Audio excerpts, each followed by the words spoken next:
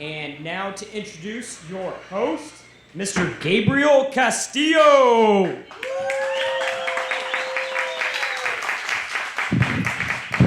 Didn't I tell you that you would see me again? And I have made good on my promise. I am a man of my word. I am a man of honor. And you guys just saw that right now. We all saw that. Oh, thank you for being here tonight. I am your host for this evening, Gabriel Castillo. And this is the Roxie at San Antonio.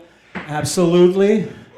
And, oh yes, there was a couple, woo, all right, yeah, absolutely. Yeah, I love it. There we go. I love the energy. I live for it. I literally do. I do need you guys to laugh tonight. I do need you to laugh tonight. I need you to laugh. I need you to laugh. I need you to laugh. I need you to laugh. I need you to laugh. And the reason that I need you to laugh is because I am on a hot date right now. Yes, absolutely, on a hot date, yep. And if you don't laugh, I don't get laid. Yeah, no, that's how that works. That's exactly how that works. Don't take anything I say seriously up here because I am high as... Oh yeah, no, absolutely. I was smoking on the way over here, and you know that you're high when you start jamming out to songs you have no business identifying with. Yeah, that laugh let me know you know what I'm talking about. Yeah, I was in the car ride over here, I was just like, I be getting lit, I be getting rich. And I don't know how I'm driving. I'm all over the road. What's going on? That's not how we drive cars. And I was like, and then suddenly reality slapped me in the face. I was like, dude, you drive a 99 Lumina on E. You're not getting rich. No, you're not getting rich. The only thing lit here is your oil light. Yeah, get your shit together. You're an adult. Yeah.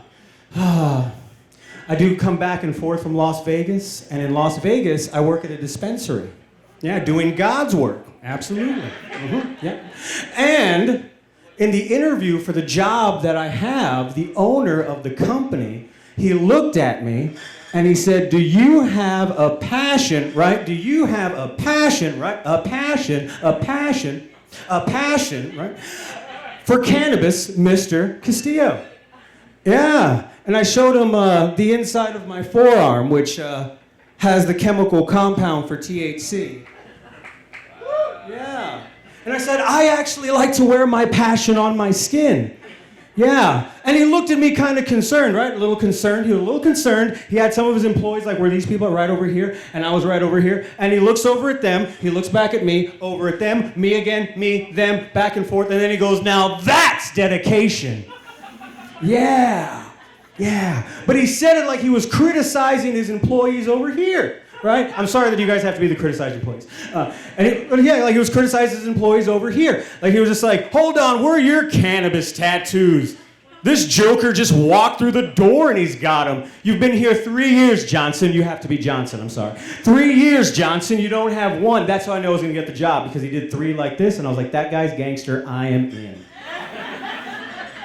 You don't have one. You're fired. You got yourself a goddamn job, Mr. Castillo. Yeah, Thank you. Nice applause.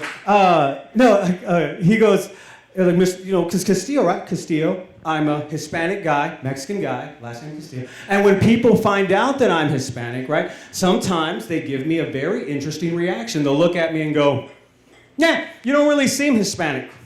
Yeah, and I never know how to take that, because I always feels like they're giving me a compliment. I was like, as if it gives me an edge over more Hispanics. I don't know. Oh, when I first started doing comedy, right? When I first started doing comedy in Las Vegas, the only places that would book me were gay bars. Yeah. They're like, if he'll show up, we'll pay him. Yeah, no, it's true. And one show that I was on was a comedy drag show, right? It was a comedy drag show, and what the theme is they would bring on a drag queen. The drag queen would do 10 minutes of like Diana Ross, Cher. There were wardrobe changes, midgets. It was pretty fabulous. Absolutely. And then they trot on a comedian, and the comedian would do 10 minutes of comedy, right? Yeah, well, I had never done that type of show before, so I was a little nervous, just a little nervous, just a little nervous, just a little nervous, just a little nervous. And I went up to the host and I said, tell me honestly, how did I do tonight? And he looked at me and he goes, you know what, Gabriel, you did great tonight. Next week, we'll actually let you perform as a comic. How about that? What? That's why he's got that long hair. What? Old habits, hard to break. Oh, I had a friend of mine, and I called him and I said, you know what, man? I did this comedy drag show. I got paid. It was a great time. Everyone had fun.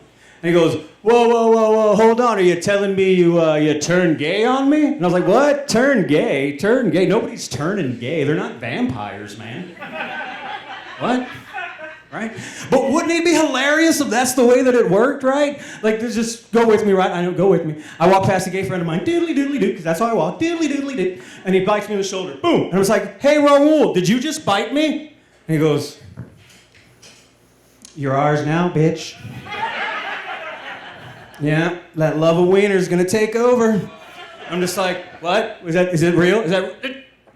It's literally bringing me to my knees.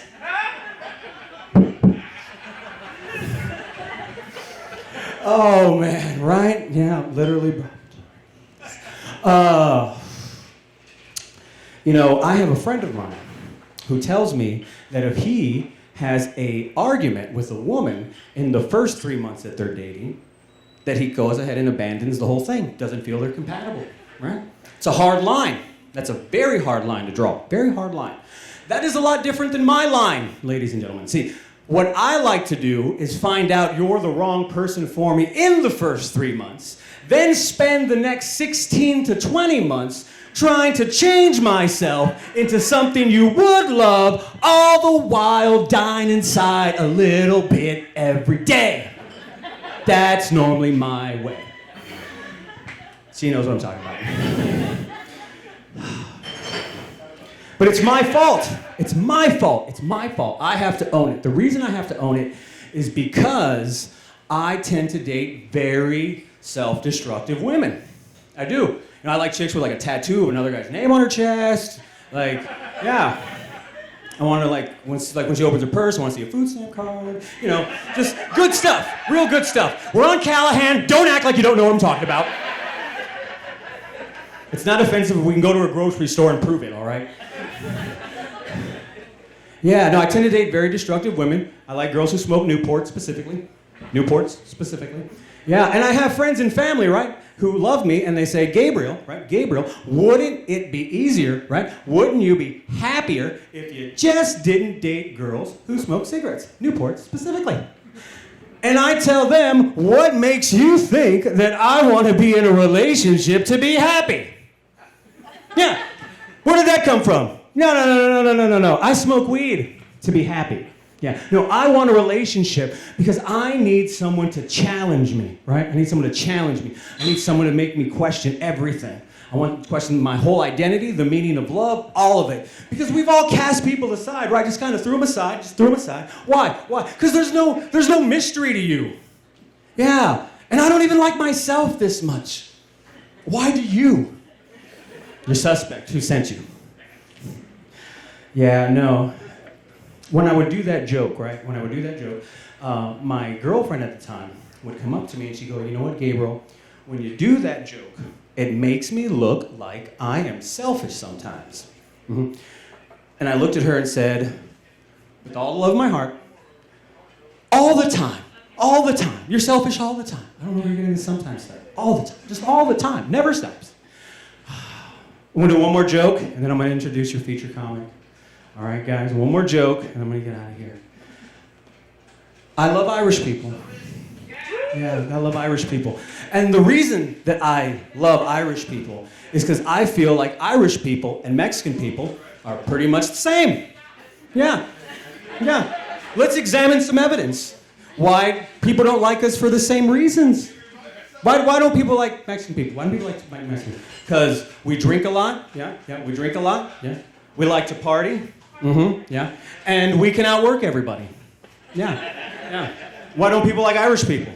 Well, because they like to drink. Yeah, they like to drink. They like to party. And, they too can outwork everybody. Right? Yeah. So we should just combine our powers, right? We'll just combine our powers. And with our Catholic roots, we'll outbreed everyone. We'll just outbreed them. Yeah. Tequila and Jameson. Tequila and Jameson. Yeah. And then sex. And then boom. The world, right? And then suddenly, after enough tequila and Jameson, boom, the whole world, right? The whole world, right? The whole world is filled with little Patty Rodriguez's and Juan O'Shaughnessy's. And that is the world that I want to see. They call me a dreamer, but I'm not the only one.